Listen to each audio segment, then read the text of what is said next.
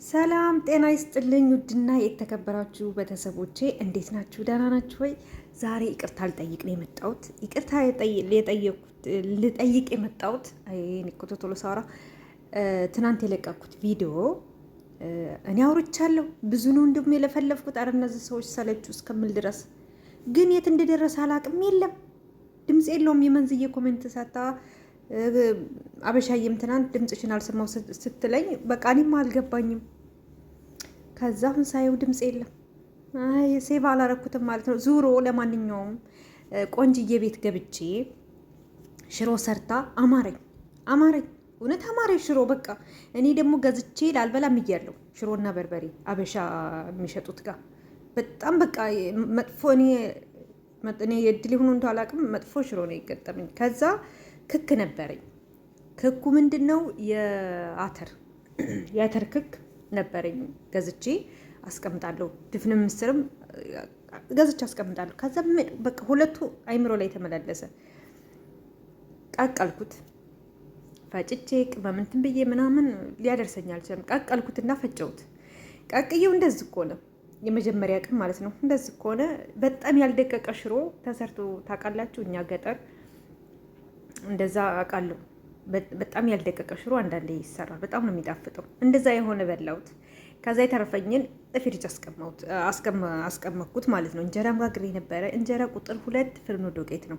ጠዋት ተነስቼ ትንሽ እርሾ፣ አብሽ፣ ትንሽዬ ጨው አርጌ ለብ ባለ ውሃ ሽት አርጌ በደንብ ለመጋገር እስከሚበቃው ድረስ አቅጥኜ አስቀመጥኩት ለ5 እና ለ6 ሰዓት። ያው ምሳ ልሰራ ስል ስሰራ በጎን ጋገርኩት ማለት ነው።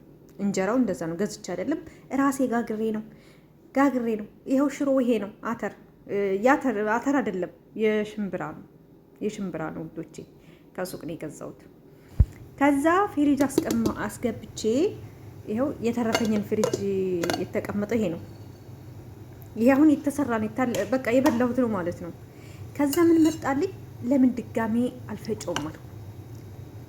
ከዛ ፈጨሁት፣ በደንብ ፈጨሁትና ከዛ ትንሽዬ በርበሬ፣ ትንሽዬ ነጭ ሽንኩርት፣ ሌላ ምንም አላደረኩም። አጥዋለሁ። ከዛ ቆንጆ ሽሮ። ከዛ ደግሞ ምን መጣልኝ? ምን ትዛሬ እንደው አንዳንዴ አልፈላሰፍኔ አልፍ። ከዛ ምን መጣልኝ? እንትን ፍትፍት ያግል ከዛኔ ለምን በሽኔ ሳህን ላይ አድርጌ እንጀራዬን ፈተፈትኩት። አንዴ ለሰራሁት ያው ቀኑን ሙሉ ነው የሚበቃኝ። ከተረፈኝ ፍሪጅ አስቀምጣለሁ፣ ችግር የለውም። ያው እንግዲህ ባሌም እንዳይሳቀቅ ሴትዮ በቃ ከመጣች ኑሮም ተወዷል እንዴት ነው የሚሆነው ብሎ ሀሳብ እንዳይገባው። በእርግጥ እኔ ዩቲዩቤን አላሳወቅም፣ ድብቅ ነው። ዙሮ እንደዛ ሆነ፣ ተሰራ። አምሮቴን አወጣሁ ማለት ነው።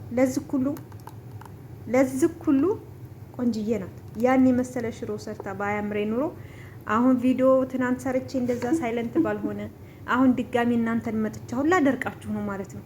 ይቅር በሉኝ እንግዲህ። ከዛ የፈጨው ሽሮ እንደዚህ ሆነ ማለት ነው።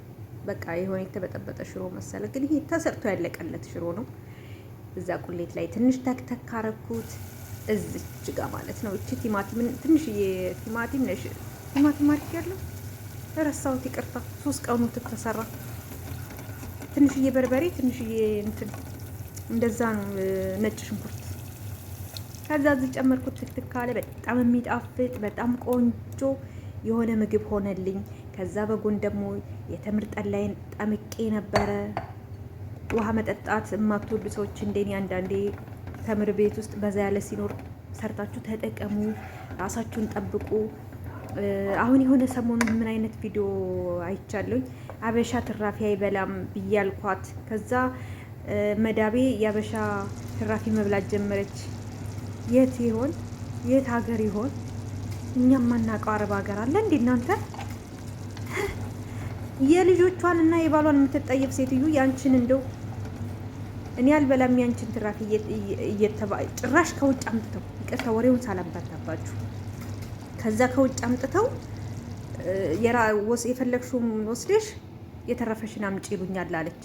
እንደው አንዳንዴ ሚዲያ ላይ ያገኘን ብለን እንደው የምንቀደደው ነገር ባሏንና ልጆቿን የምትጠየፍ እኮ ናት። ያረብ ሴት ሲፈጥራቸው አብረን ይሁን በእውነት ነው የምላችሁ። እኔ እንግዲህ ማቃት አረብ ባሏ ልጆቿ ከበው ሲበሉ እሷ ሶፋ ላይ ትኮፈስ ትቀመጥና እንዳለ ከደረጃ ላይ ነው ደግሞ የሚበሉት። ምግብ ፎቅ ነው የምንወስደው።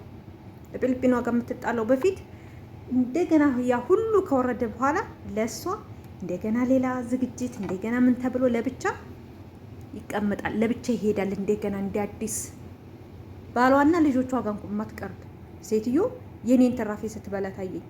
ደግሞ ከውጭ ሲገዙ አትጠብቁ። ኩሽና ብቻ ስትተቆጣጠረች የዛን ሰዓት ጦርነት ነው። ኩሽና ካልተቆጣጠረች ሰርታችሁ ራሳችሁ ጠብቁ። እኔ አሁን ከውጭ ምሳ አንፈልግም ሲሉ ፍሪጅ ካለ ኦኬ፣ ካላሳ አለ፣ ከሌለ ሰርቼ ቁጭ አደርገዋለሁ። ይሰጡኛል፣ እነሱ ይገዙልኛል። ለምን እጠብቃለሁ? የሰው እጅ አለማየት አረብ ቤት ወገቤን እያጎበጥኩኝ እንደገና እነሱ ሰጡኝ አልሰጡኝ። እቤት ያለ ነገር ሰርታችሁ መጠቀም ማስቀመጥ። ስለዚህ እንደዛ አይነት ልመዱ። ሌላ ተካራ ውስጥ አትግቡ። በተለይ ገዝተው የሚበሉ ቀን ለራሳችሁ ዝግጁ ሆናችሁ ጠብቁ። ራሳችሁን አትጉዱ። እጃችሁንም ደግሞ ባዘን ተቀቡ። ራሳችሁን ጠብቁ። በእውነት አሁን የምትመጡ ልጆች እጃችሁ ተቆራርጦ ምን ብሎ መብትና ግዴታችሁ ለይታችሁ ወቁ። እሺ ውዶቼ፣ ይሄን የመሰለ ፍትፍት እንግዲህ ዘር እየበላች ናት። የእናቷን ያገሯል። በሉሽ። ለማንኛውም ወሬ ያበዛሁ። ቻው ቻው።